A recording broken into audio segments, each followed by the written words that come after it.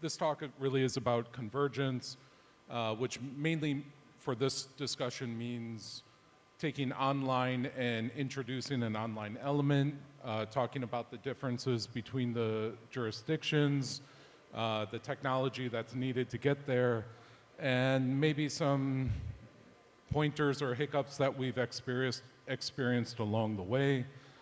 Maybe we could start with a brief introduction, work our way down, and then go straight in. Yeah, I'll go first then. All right. Good afternoon, everybody. My name is Tony Macmillan, and I'm the CEO of Bally's Colombo. I hope you can understand my accent. I'll speak slowly. This is a good subject for me, actually, because we operate land-based and online, and since the pandemic, we've really merged both our businesses so that they complement each other. So it was very interesting for me to join this group, and I'm looking forward to this conversation. And I'll pass you over to... Hi, everyone. I'm Nadège Teyssedre, so I have a different kind of accent. I'm not sure it's easy to understand either, but I'll try. So I'm the sales director for Zitro for Europe and Asia. We are a slot manufacturer. We already have machines connected remotely, but we mostly operate land-based, although we do have all online content. And convergence is really an interesting topic because we can see, in my opinion, online and land-based were very separated a few years ago. Maybe I should say a few months. And now it's really coming together in many ways. So interesting to see the rest of the topic. Hi all, my name is Suat. I'm representing TecNet Asia. We are in the technical part of this discussion because we have done different remote online setups in different countries.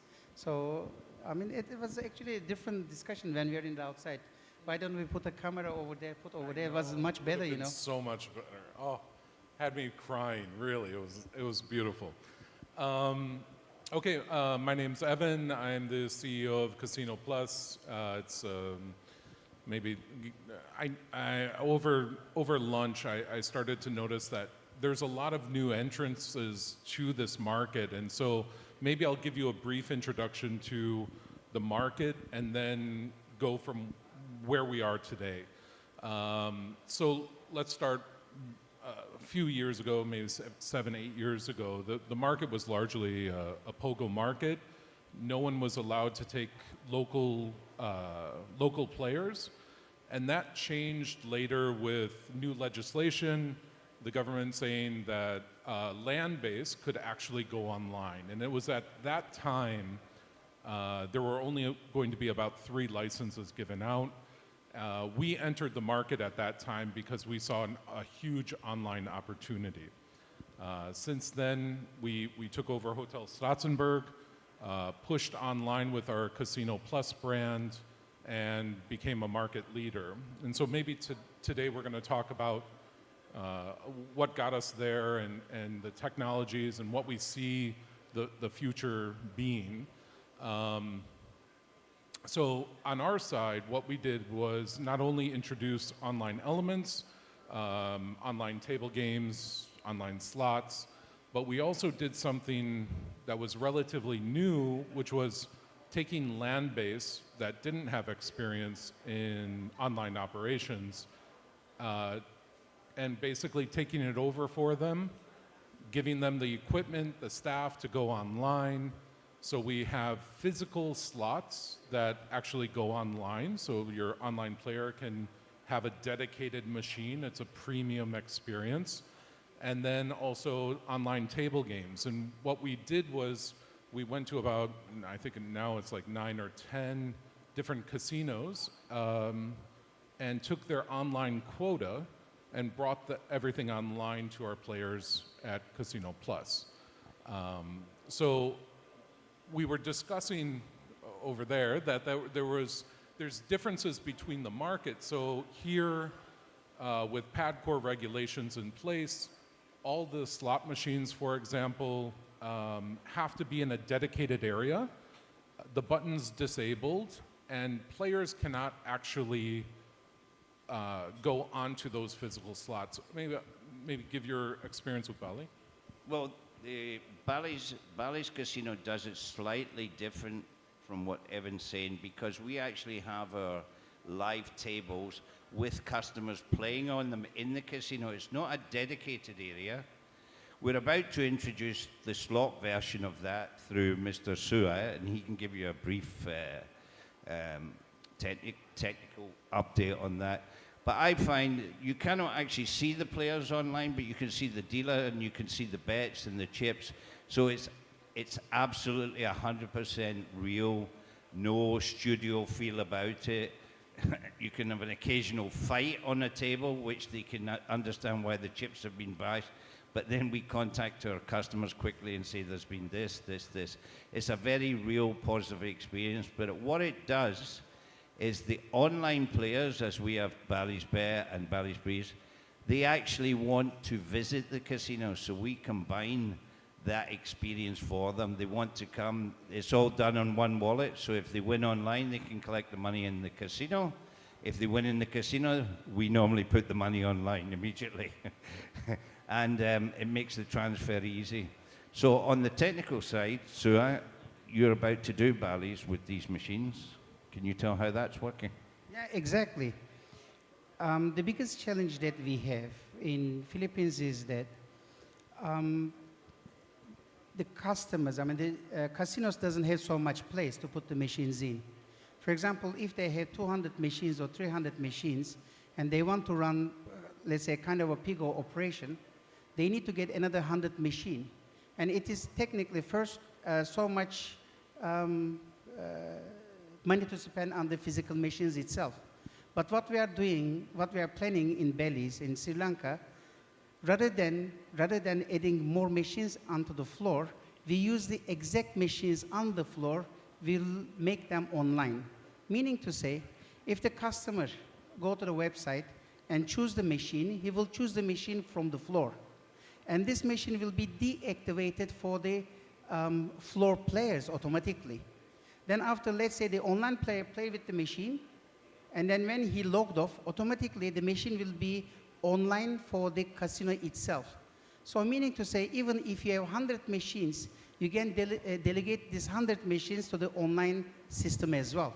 So these machines, when there are not so many players in some certain times, can be easily marketed to the online players so that even there's no player on the floor itself, the people can play on the slot machines. This is what I see as a big gap in Philippines at this moment. And my thinking is, if we overcome this kind of ruling, then most of the clubs can combine together. And then, because at this moment, the casino business is not only earning money or spending money, it's more on the entertainment and it's more on the marketing.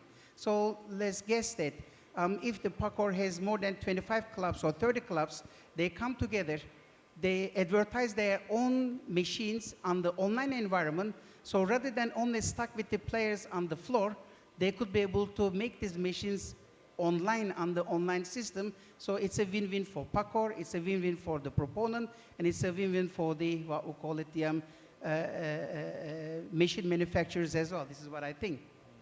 Well, we got a machine manufacturer here. What do you think? Well, I'm just listening because honestly, since I said I'm also in Europe and not only in Asia.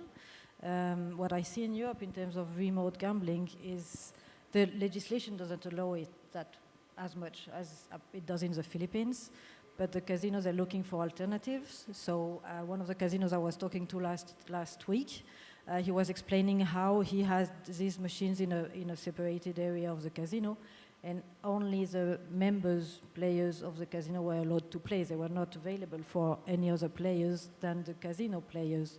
And this allowed him to kind of make it accepted by the local authorities like part of the casino, even if they were playing the machines from Dubai or from anywhere else, as long as they had their casino membership and they could enter the casino site.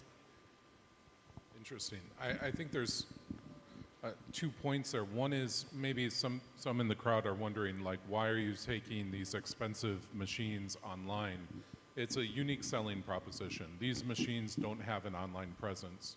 So this is a way to differentiate yourself from the market.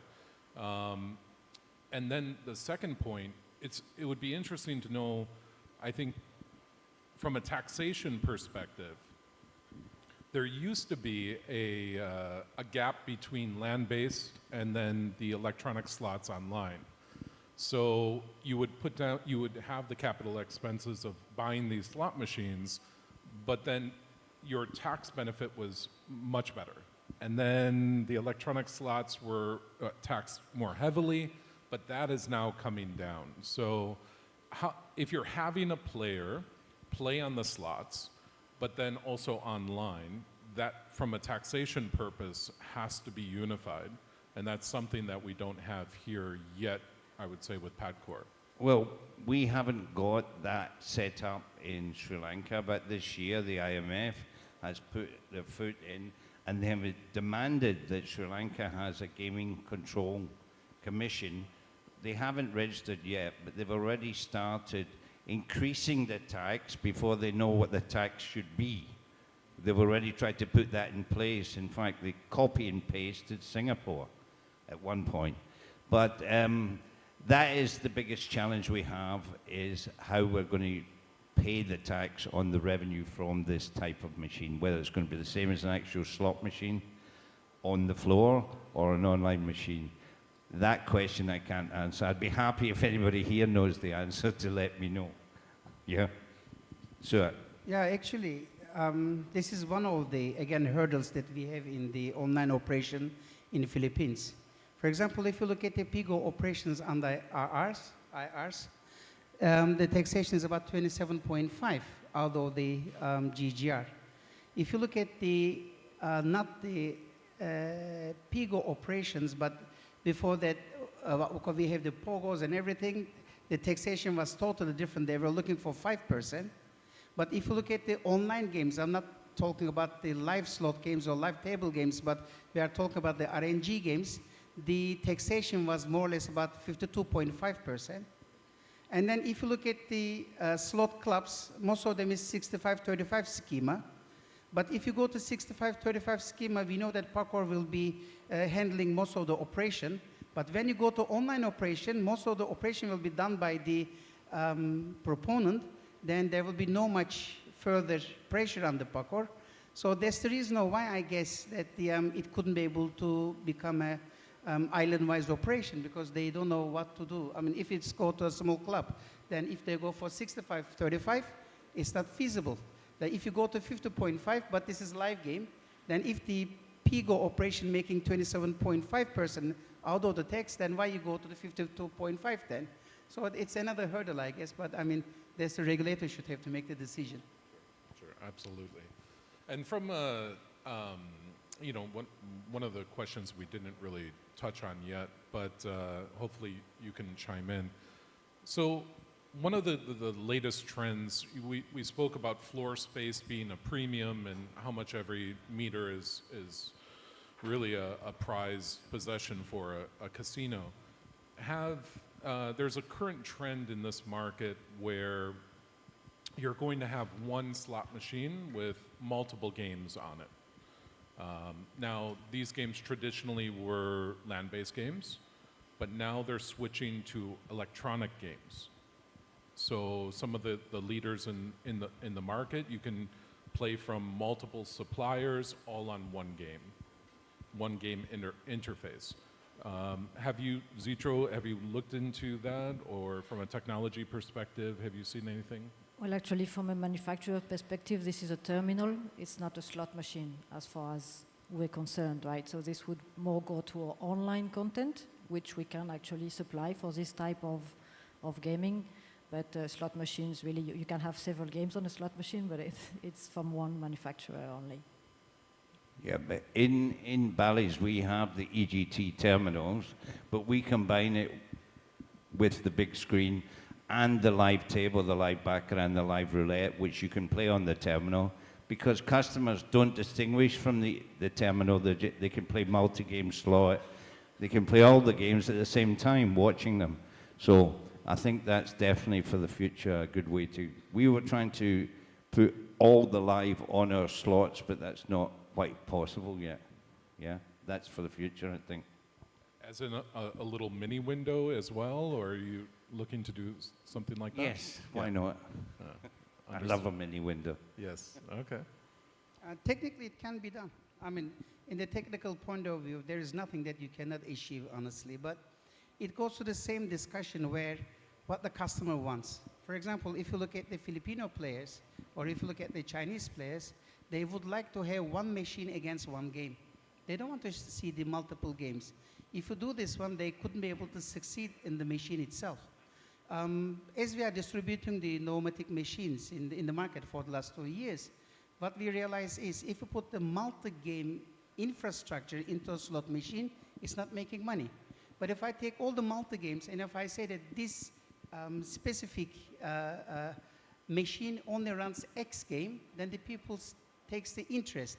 Whereas, look at the Korean players. Korean players says that, no, we want the multi-games. We are okay with that one.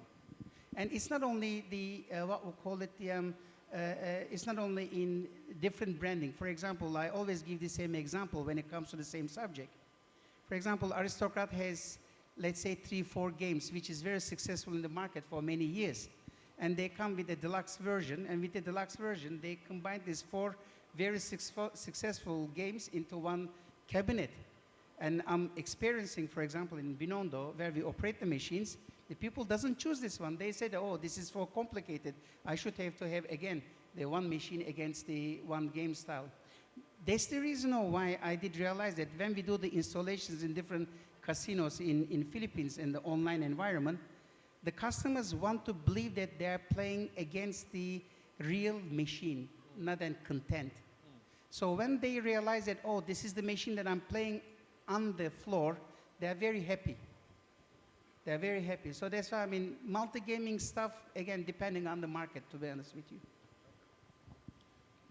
Do you have another point? Shall I? Yeah, go for it. No, I think an important thing to consider here, I'm sure all of you agree, is there is a bit of a gap in the market in terms of players themselves, the age of players.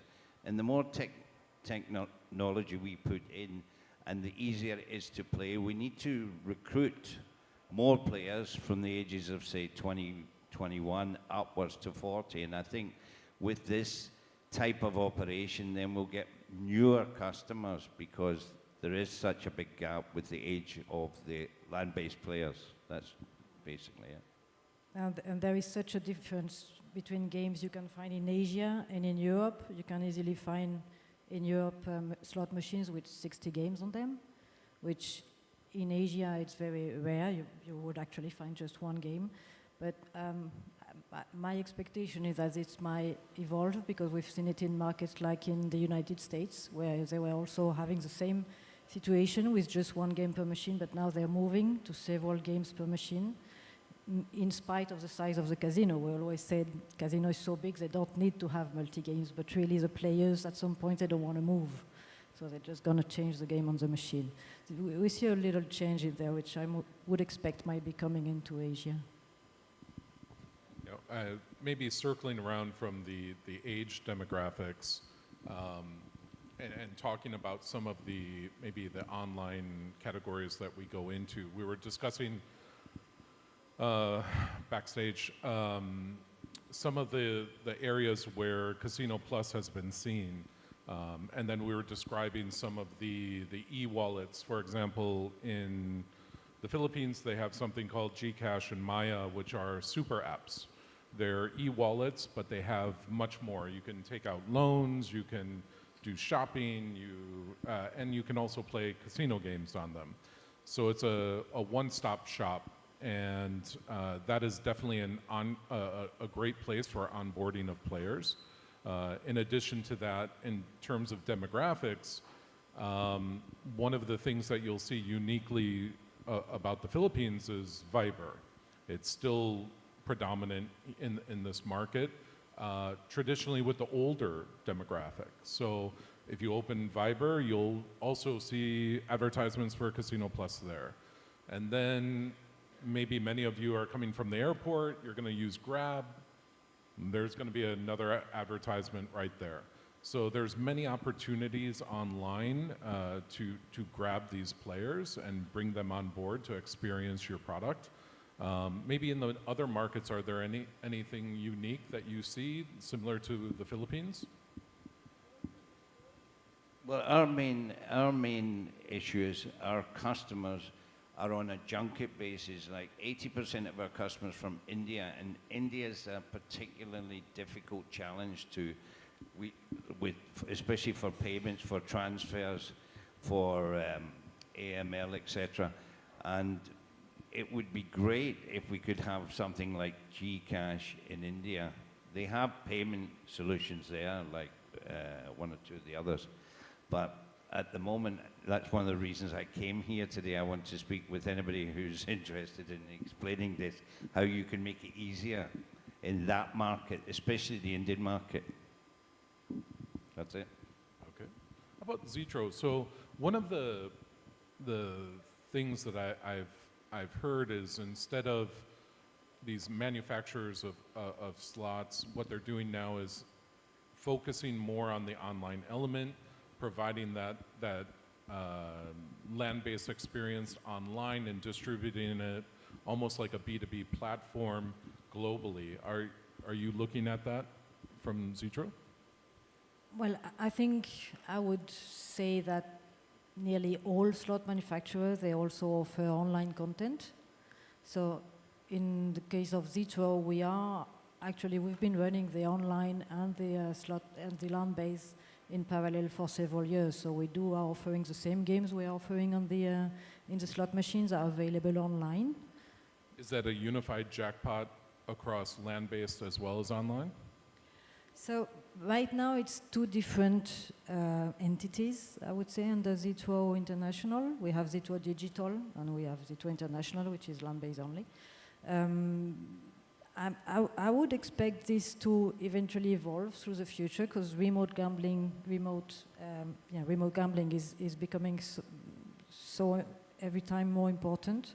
So I would expect maybe some manufacturer, why not Zitro, to develop not only online content but also a way to link both online and slot machines in their own way. Like many manufacturers also have online systems, casino management systems, so why not this part also? And from a technology perspective, how long does it take for a land-based casino to go online? Good question. One day. It depends on, for example, if you have the necessary spare parts, everything is in the casino, and you have the enough manpower, one day, tops. Okay, so you heard it here. He can do everything in one day. This is your man to approach right after this talk. So one day from the... Technically, everything is like, for example, we have lots of ruling in the Philippines, and every country has their own, what we call a ruling, so that's why we are trying to find out how we can move the parts. And if you have the right parts in the casino itself, and you have the right manpower, technically we have the advertisement part, and then it's just only takes one day for you to move into the online environment. It's not a big deal, honestly. So if you took an experience like slots, so with live tables, there's ways to adjust the timing of what a player sees versus what is in real time. On CCTV with slots, if a player is looking at it and hits a spin button, there sometimes is a lag, and that lag increases when that physical slot is halfway around the world.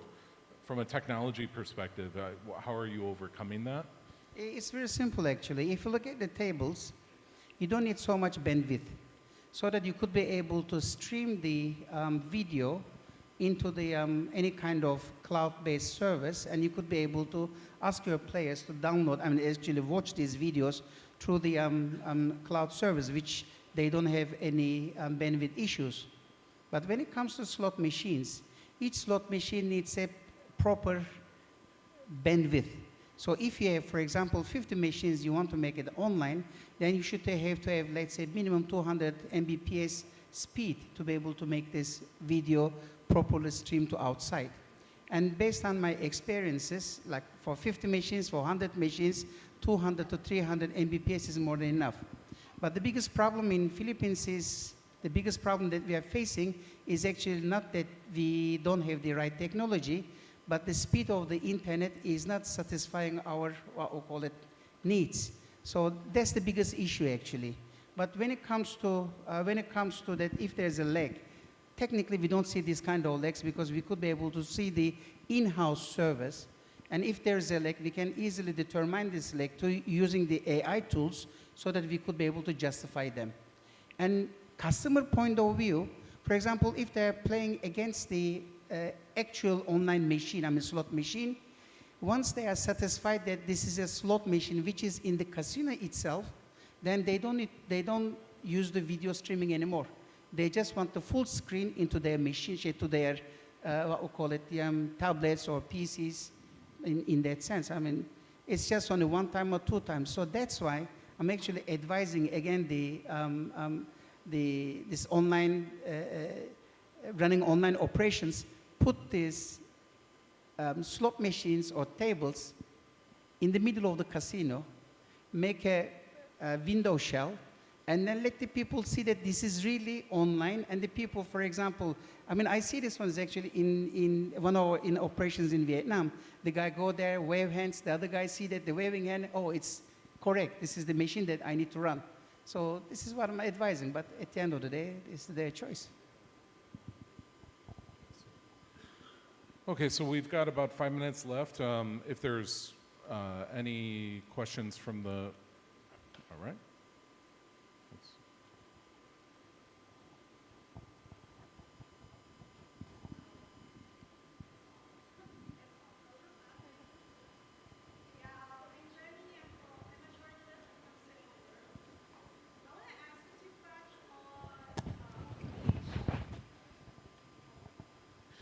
Hello, sorry. I'm Jenny Ortiz Bolivar, journalist of Sigma World. I want to ask you to touch on age demographics there for a bit.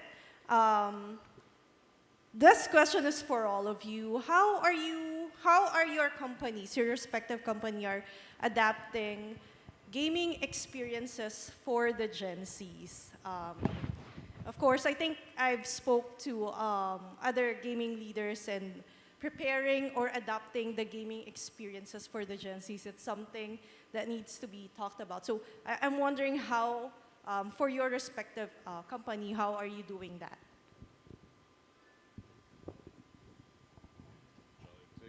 Okay. So for us, what we focus on is really creating. We briefly talked about this backstage. Is our main driver is local games. So if you look at Macau, you will see the vast majority of, like 99% of the revenue is driven by Baccarat. Here, it's a bit different. It's color game. It's local games that the population doesn't have to learn. They've grown up with these games as kids. They play it during holidays. We've just actually placed odds and a jackpot to them. So these are games that they play at festivals, so everyone's very familiar with them. And that's kind of what we focus on, especially for the younger generation, and then being on the platforms that the younger generations are on. There are some restrictions right now that we're hoping to work with the government to overcome, mainly being from the Google side of things, the App Store. There's other markets that have opened up that are regulated, and I think the Philippines should be right on board with that. Google, Apple, in terms of their ad platforms, they need to open up and allow the regulated market to actually advertise, and that will help a lot in terms of convergence online. As a slot manufacturer, I mean, from my background, I was, before Zitro, I was in another company, and I remember being very concerned about the fact of offering games which would attract younger people. So there were a lot of attempts, introducing new brands and funny characters and so on. But from my experience, I think young players, they would be going to the ETGs, electronic table games, and just at some point in your life, I don't know what happens, but then you go to slots. For me, it's not about slot contents, it's just about an evolution of your play, whatever the game. Of course, the game will influence a little bit, but I don't think we will manage to attract Gen Z people on slot machines just by the game. It's more about the terminal itself. Are you doing any promotions for get the ultimate Rizzler on board, no capping, using those kind of terms or anything like that? No. I mean, to be honest, my entire gaming career, I'm against younger people being involved in gambling. But as you say, at some point, they want to. And in the UK, they attempted this with a new style. Grosvenor casinos, actually, it was called a G casino, where the casino was more of a nightclub and more of a volume place, and you introduce people slowly to the games, the slots and the tables through competitions and promotions through Facebook and social media. But in Asia is a totally different challenge. And at the moment, being from Sri Lanka and the government that we have there, which is a new government, we are not changing any or have any intention of trying to attract younger people at this time until we actually get the legislation in place. In the meantime, we're just targeting our normal Asian market customers, but with as much technology as we possibly can. That's it.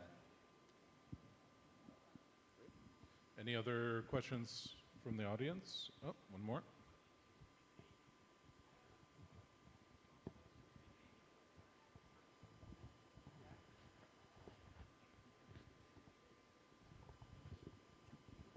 Hello. Oh, hi.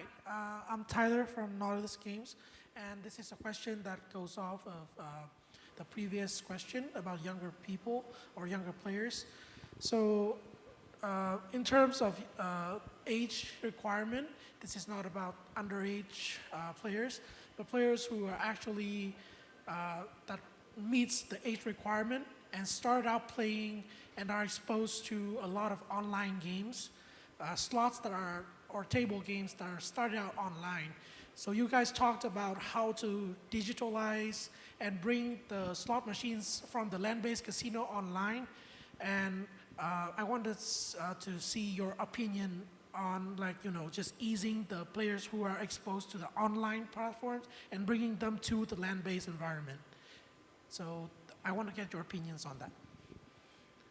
Well, as far as my experience is concerned with that, with online players, one of our biggest marketing promotions is, and always has been for the last 20 odd years with online gaming from the very beginning, because it's live tables in the casino, maybe not trustable initially. It took a long time for companies like Evolution and that to get the confidence of online table players. But I find it's very easy to invite online players to the actual casino to experience the casino, the same games. They can even pick the same dealers, the same table number, everything like that. And now, since the pandemic, that's really been a successful marketing marketing initiative, if you like. So, again, your question is, easing players into something, that's quite a difficult thing to do, but introducing them to the options, which a lot of companies do. You start playing Candy Crush and the next minute you're paying fortunes to buy extra things to play it, which is more than gambling. So we'll have to see how we progress with that, but it's a very good question. Thank you. I'd like to add, I think it's more easy to bring table players from online to land-based. As far as slot machines are concerned, one of our competitors, remember a few years ago, had a game called Lord of the Ring, and you could unlock some of the bonuses playing online. So when you were coming back to your machines, you would enter your code, and you would have new bonuses to play with. But that really didn't go much forward. As I was saying before, in terms of slot machines, there were many attempts done, but really you need to get to a certain demographic to have people play on slot machines, land-based at least. Technical point of view, your question is easy to answer actually. The important part over here is who runs the KYC. For example, my 13-year-old boy can go to Gcash because I opened Gcash for him. He needs to use Gcash because he needs to transfer money or go eat or buy something. Then he can easily go to any of the online application, okay, per se Casino Plus, and he can play. I cannot stop him. But the problem is not the playing, the problem is the cashing out the money. So if he is not an adult, let's say over 18 years old, it means that he cannot cash out the money. And if he cannot cash out the money, it means that whatever he plays over there is useless. And you may tell me, what if he uses his, let's say he uses my account or use my phone or use my, what we call it, application. But that's the case, then it's actually the parents should have to be aware of that, what their kids are doing. So in that sense, if you have the right KYC rules in place in the online environment, there is no way that the players, underage players can play because they cannot cash out the money. If you cannot cash out the money, as Tony says, it's just a Candy Crush. And I would say from our perspective, what we're looking to do is provide more options to the younger generation, to force them to come up to Clark and see our once it's built, our new casino, is probably not what they want to do. They don't want to fight traffic. So what we're looking to do is join multiple rewards programs so they can have that VIP experience in any of our partner casinos. And that's kind of where we're more aligned and more focused nowadays. It's just giving more options. All right, thank you, guys. Thank you. All right, thank you very much to the organizers for having us. Oh, sorry, one more. Good afternoon. Basically, based on your data, what age bracket mostly goes to land-based casinos here in our country? In which country? Here. In Philippines? Yeah. Pooh, I don't know. That's better Suat or yourself. I can tell you exactly in Sri Lanka and in any other country except this one. Why don't you go ahead? What? Yeah. So in your experiences, let's see how it differs. But part of the reason I mentioned age gap, because I've been in the casinos 42 years, I can sort of cover that age gap, starting at 22. But the main gambling people are people from the age of 40, maybe even 35 to 65. That is who play in land-based casinos. The land-based casino market has been attacked massively by the online market. Obviously, you'd be much happier sitting at home in your underwear playing a slot machine than you would be in the casino floor, wouldn't you? Really? I don't know if you do that, but anyway. It's to get the young people in, as I say, I've tried it in different locations, but in Sri Lanka, for example, there's not a big local market, but the Sri Lankan's not been a very rich economy, but we still have many people in any down economy which have a lot of money and want to gamble and entertain it. So we open the doors doubly wide for them and look after them with customer service and options and choice. That's all we can do for them. Entertainment, this.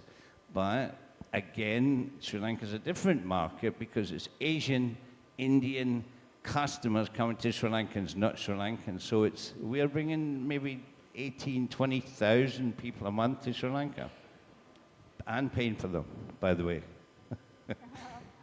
Thank you.